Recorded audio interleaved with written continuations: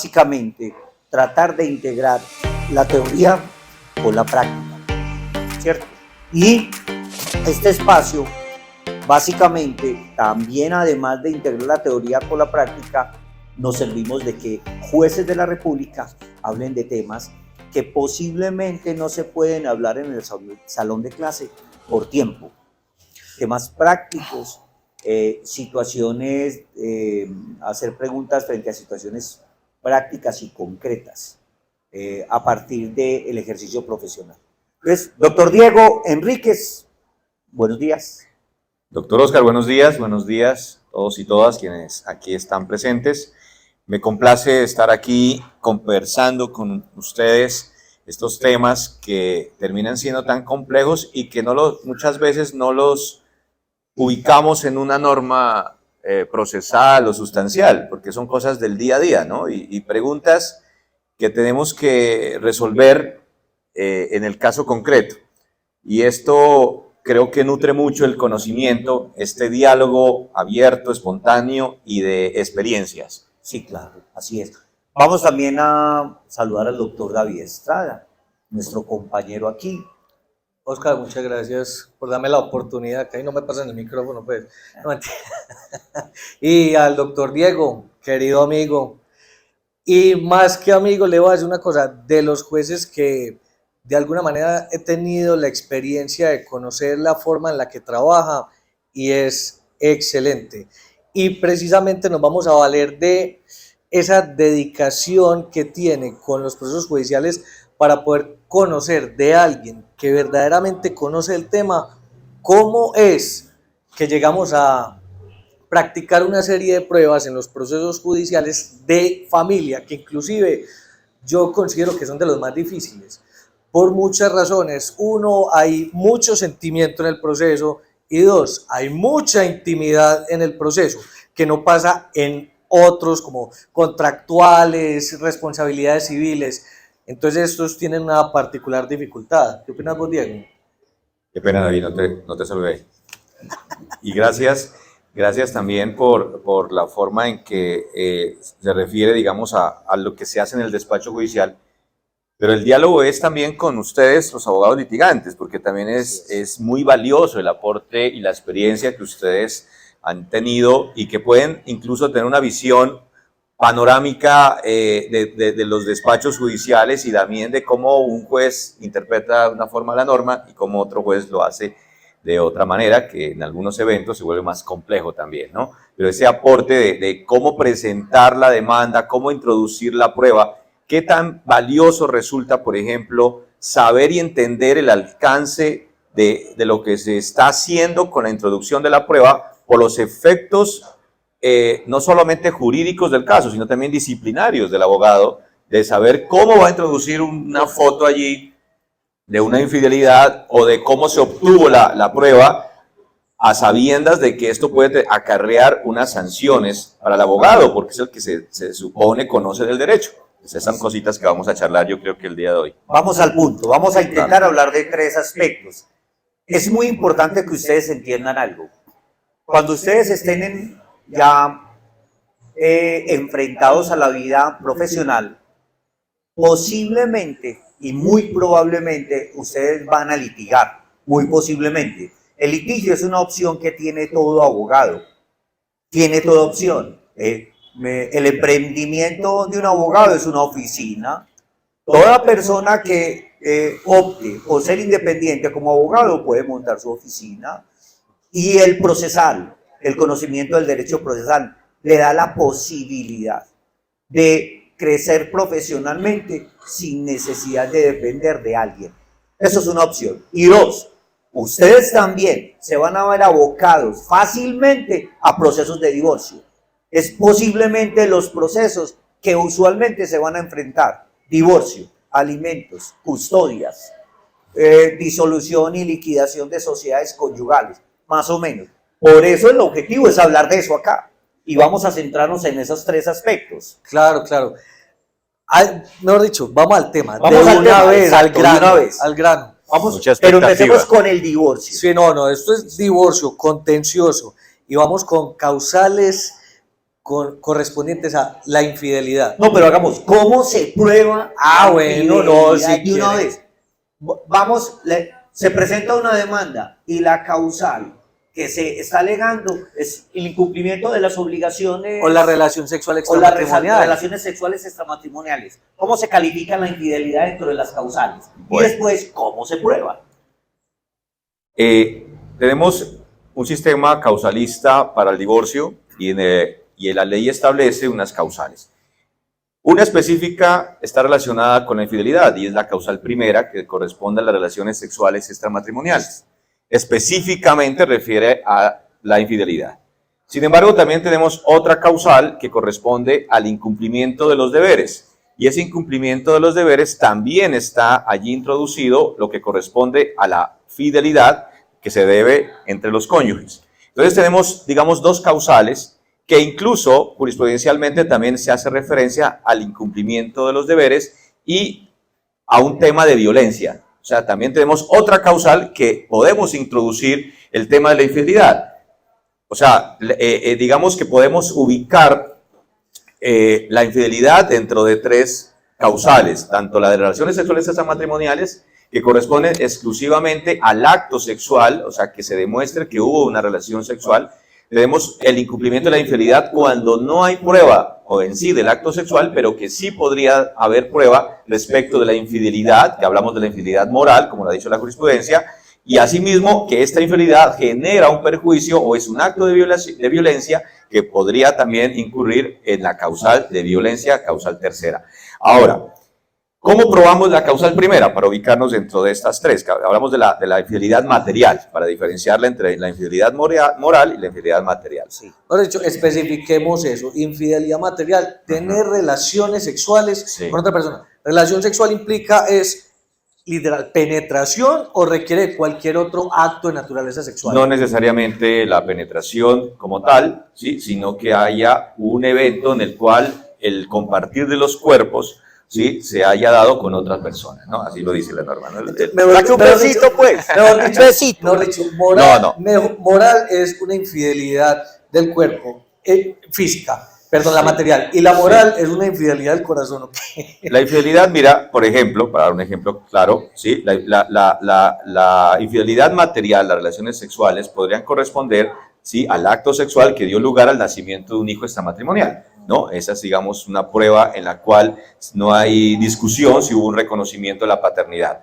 La infidelidad moral, por ejemplo, que es muy frecuente, este tema de la infidelidad a través, o los actos de infidelidad a través de las redes. Si hay una conversación, ¿sí? Con una persona que no es su marido, por supuesto, o su esposa, y que allí se esté expresando sentimientos que corresponderían exclusivamente a su pareja. Entonces allí te dice, te deseo, te amo, y le manda el besito y le manda la foto, y bueno, entre fotos y fotos, digamos, no hay un acto sexual per se, pero sí hay un acto de infidelidad. Entonces es un acto de infidelidad moral. ¿Hasta qué punto es eso? Pues porque digamos que es subjetivo para cada quien indicar qué es el acto que es exclusivo para su pareja. Es decir, yo en redes sociales decirle a otra persona, ve cómo estás de linda, y lo hago de manera repetitiva, constituye como un incumplimiento, una infidelidad de carácter moral. Pues porque ahí lo que estoy haciendo es emitiendo una valoración frente a lo que yo considero apreciable de manera estética con otra persona.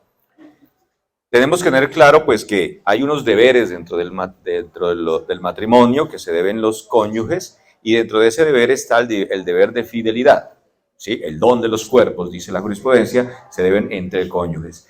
¿Hasta qué momento, cómo se pone un límite para saber qué es acto de infidelidad y qué no? Pues el acto sexual sí es un acto de infidelidad, pero esos otros actos de manifestaciones que se deben de manera exclusiva a su otro consorte podrían llegar a serlo, como podrían que no. Habría que analizar el caso concreto. Si es que es una persona demasiado cariñosa y a todas les dice lindas y hermosas, pues podría ser que no, pero podría ser que sí. En Medellín hay un problema porque aquí, todo el mundo se dice amor. Oiga, no, Diego, pero vamos en concreto. Sí. Supongamos que a vos te presentan una demanda donde uno de los cónyuges Bueno. afirma que tiene relaciones sexuales extramatrimoniales con otra persona. Uh-huh. ¿Qué prueba se aporta para ese proceso? ¿O qué prueba para, en el caso tuyo, te genera la convicción de que efectivamente sí se probó la causal. ¿Cierto? Bueno, Entonces, aquí- en la práctica, ¿qué te han presentado y cómo ha ocurrido esa prueba o cómo se ha generado esa prueba? Aquí nos ubicamos en el campo probatorio y entendemos que hay pruebas directas e indirectas, ¿sí? O sea, qué mejor o que ya quisiera el abogado tener la prueba directa de la infidelidad. O sea, El video. ¿sí? Yo tuve un caso en el cual un señor presentó una demanda, la señora presentó una demanda de divorcio y aportó las fotos del acto sexual de su marido. Y eso ocurrió, según los hechos que narraba en la demanda, porque estamos hablando hace varios años, la señora quiso imprimir los rollos de fotos que tenía en un nochero, pues en un lugar en la casa, y dijo, voy a imprimir las fotos de la primera comunión de mi hija, ¿no? Así lo dice en la demanda, justificándola por el abogado, por Claro, supuesto. claro. Entonces fue allá a imprimir las fotos y entonces se dio cuenta que dentro de esas fotos estaba su esposo teniendo actos sexuales, obviamente, con otra persona. Ojo, pero él en el hecho justificó aportar esas fotos para que vamos después en la ilegalidad o no de la Sí, prueba. Aportó esas fotos diciendo que de casualidad se las había encontrado. Sí, entonces vamos a ir luego a las reglas estas de la prueba ilícita, la prueba Listo. ilegal. ¿Listo? Pero en principio diríamos, esa sería una prueba directa. Independientemente del alcance ilícito no de la prueba, diríamos es una prueba directa del acto de la infidelidad. Siempre y cuando se demuestre que esas fotos o ese acto sexual se dio dentro del matrimonio, por supuesto, ¿no? Bueno, acá la situación es que se imprimieron esas fotos, aportaron al proceso, pero eso es lo que quisiera un abogado tener o lo que quisiera tener la parte para demostrar la infidelidad, pero obviamente eso es una excepción. Lo que ocurre y a lo que se acude en el acto, en la prueba de las relaciones sexuales extramatrimoniales es acudir a la prueba indirecta, o sea, aquellas que generan el indicio sobre, o la presunción más bien, sobre el hecho de la relación sexual. Si nos ubicamos en la causal primera de las relaciones sexuales extramatrimoniales o la infidelidad material. Entonces, ¿qué tipo de pruebas indirectas podrían corresponder a la prueba o a la demostración del acto sexual? Iríamos, por ejemplo, si hay ya un hijo extramatrimonial, pues esta sería la prueba del reconocimiento como tal, u otros indicios que generan ese convencimiento. Por ejemplo, el hecho que efectivamente se demuestre que hubo una relación de noviazgo, ¿sí? Estamos hablando con la amante, por ejemplo, ¿no? O el amante, pues para no ponerlo siempre al hombre como el infiel. Perdóname. Bueno, noviazgo. ¿Cómo se prueba el noviazgo? Claro, ahí es donde tenemos que llegar a la prueba. Entonces resulta que la persona subió unas fotos a Instagram, ¿sí? O hay evidencia de que estuvo en Cartagena, ¿sí? Estamos hablando dentro del tiempo del matrimonio. Entonces, el viaje en sí en Cartagena con una persona que no es su esposa o es su esposo no demuestra directamente el acto sexual. De acuerdo. No obstante, las reglas de la experiencia enseñan que si una persona adulta se va con una mujer o un hombre a una ciudad donde no hay una relación diferente, o laboral, por ejemplo, académica, etcétera, se deduce que ese fue o el viaje tuvo como propósito tener relaciones sexuales. ¿Y si él prueba que es de trabajo o algo así? Ah, bueno, pues ahí se va complicando la cosa. No, bueno, ahí voy yo. Pero esa es una prueba indirecta. No, es decir, está la bien. pregunta era, ¿cómo probamos? Claro, Entonces claro. acudimos a estos diferentes medios de prueba. Si, por ejemplo, hay testigos que dicen, sí, yo sabía que él tenía una amiga y salía con la amiga y las vi besándose. ¿Y cuánto tiempo llevan ellos? 2 años. Las reglas de la experiencia enseñan que si una persona lleva 2 años con una pareja extramatrimonial, pues se deduce de ese hecho unas relaciones extramatrimoniales. No hay prueba directa de la relación, pero sí se deduce de esos hechos. Por ejemplo, en el caso del viaje, que se hayan hospedado en la misma habitación. Por ejemplo. Exactamente. Ajá. Esa es una prueba que podría demostrar, o como ha pasado o me ha pasado en algunos asuntos, sí, a ver, en las relaciones humanas ocurre esto, y es que hay una sed de venganza, ¿no? Sí. Y entonces, y deja huella y registro de actos que no tendría que haberlo hecho. ¿A qué me refiero? Cuando las personas están felices y contentos, pues listo, no pasa nada, ¿no? montan los dos fotos, amor para siempre, tú eres la vida, Dios me brindó la felicidad contigo y moriré contigo. Pues resulta que eso no es así. A los 2 años, pues no fue tan larga el sueño, la felicidad. Y terminan, pues hubo un acto de infidelidad por el uno, el otro, terminaron. Entonces esa sed de venganza hace que el otro quiera estar con otra pareja, pero no es tampoco solamente estar con otra pareja, es que el otro vea que estuve con otra pareja.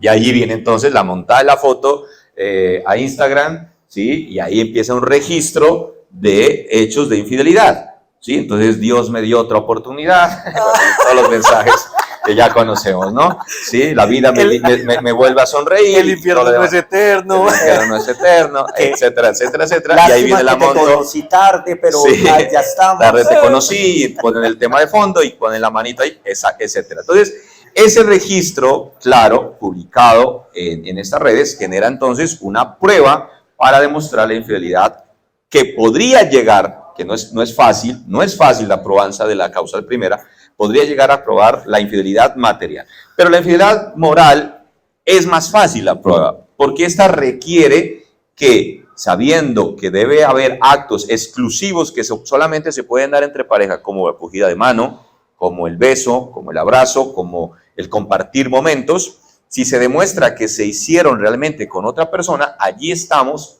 ante la probanza del incumplimiento del deber de cónyuge a la fidelidad que correspondería a la causal segunda. Ajá. Entonces, mire que las pruebas dependerá de la causal y esas deberán ser directas o indirectas. No sé si ahorita nos vamos entonces con el aporte de estas pruebas, ¿sí? Con aporte de estas pruebas, volviendo al ejemplo, las fotos de Instagram. ¿Podemos aportar esas fotos de Instagram? Son de público conocimiento, la persona fue la que las puso a disposición de todo el mundo, por eso yo las puedo extraer de la red. Entonces esa no tendría ningún problema de ilegalidad. Entonces tenemos dos elementos a tener en cuenta. Primero, se trata de una prueba obtenida por medios técnicos. Sí, estamos hablando de... llegó el experto. Sí, porque es que ahí tenemos dos problemas. Primero, problema número uno es si el elemento que recaude sí cumple con todos los parámetros de legalidad. Y segundo, es el formato en el que recaude la prueba, porque ya hemos tenido, pues, digamos, algún tipo de controversia con relación al tema de los documentos de carácter digital o las fotografías que yo extraigo, los pantallazos, que la Corte lo ha entendido como el pantallazo es un documento. Es un documento porque al final de cuentas termina siendo una fotografía. Pero hagamos la pregunta. De esas pruebas obtenidas en redes sociales, en WhatsApp, ¿qué requisitos se necesitan para que el juez las valore como pruebas? O sea, le sirvan como elementos de convicción. Me decís lo de Instagram. ¿Es suficiente el pantallazo donde diga la cuenta? En WhatsApp, ¿qué debo aportar? El pantallazo con el celular, con el número telefónico. ¿Cómo hago yo para determinar efectivamente que lo que contiene ese documento sí pertenece al demandado y efectivamente construye la causal? Decía claro, es que por eso hay que tener en cuenta siempre en los medios de prueba dos aspectos. El primero de ellos, el que corresponde al aspecto formal o que corresponde al aspecto de la autenticidad. ¿Sí? Determinar que efectivamente ese documento proviene de quien se dice ser, ¿sí? Y es un tema de autenticidad, el cual, de no cumplirse o de ponerse en tela de juicio esa autenticidad, pues establece el Código Penal del Proceso la forma como se puede impugnar o tachar ese documento. Estamos hablando de tacha de falsedad. ¿Sí? Tacha de falsedad, adulteración del documento, etc. ¿Sí? Ese es un tema que decir, por ejemplo, ¿sí? Si la foto es de la playa en Cartagena, perfectamente se puede discutir la alteración del documento diciendo que esa persona que está allí no soy yo, sino que hubo una suplantación o una adulteración del documento como tal. Entonces ese es un primer aspecto a tener presente y esto corresponderá a alegarlo a la parte contraria. O sea, la parte contraria tendrá que decir, bueno, efectivamente ese soy yo, ¿sí? No hay discusión al respecto y el documento en su aspecto formal o de autenticidad supera el filtro. Primer aspecto a tener presente. Lo contrario, ni siquiera se analiza el contenido. El otro aspecto es el contenido, lo sustancial, lo que demuestra en sí el documento, que va muy ligado con el aspecto ya constitucional o legal de la obtención de la prueba, que ha sido un tema muy debatible. Dentro del primer aspecto, olvidaba decir esto, hay que tener muy presente que el artículo 247 del Código General del Proceso hace referencia que cualquier impresión de un mensaje de datos constituye o se asume a las reglas de la prueba documental. Es un documento. Es un O documento. sea, a veces se le ha generado tanta complicación al tema cuando realmente no la tiene. Y a esas reglas a las que nos hemos basado la gran mayoría de los jueces, o yo diría los jueces, para valorar la prueba. ¿Sí? Si usted imprimió el documento y lo allega al plenario, es un documento que se somete a las reglas de contradicción de cualquier documento. Ahora no diríamos impresión, sino que, bueno, cómo lo escanea y lo aporta digitalmente a un proceso digital, ¿no? Pero Entonces, termina siendo lo mismo. discúlpeme, si la contraparte no controvierte ese pantallazo, el juez perfectamente puede entrar a valorarlo y generar elementos de convicción. Sí, efectivamente, ¿no? ¿Por qué? Porque, digamos, supera ese primer requisito. Digamos, la discusión sobre la autenticidad y la validez del mismo está en carga de la contraparte. Hablando de documentos privados, por supuesto, Sí, sí, documentos sí. públicos del juez oficiosamente podría hacer su valoración. El otro aspecto de valoración de la prueba está relacionado con el tema de la vulneración de derechos fundamentales, que es nos vamos al tema de la ilicitud de la prueba y la valoración del derecho a la intimidad y todos los demás aspectos que también tiene un primer elemento y es, o un primer requisito más bien, y es qué dice la contraparte respecto de eso, ¿sí? O sea, la pregunta es, yo aporté una foto de un WhatsApp, ¿sí? Lo imprimí y ahí aparece un acto de infidelidad. Él y ella están dándose un beso. Y aparece en la foto de WhatsApp, la imprimo y la aporté. El juez espera qué dice la contraparte respecto de ese documento. Por eso le corre traslado de los anexos. Y ahí estamos entonces frente a las eventualidades que nos están presentando.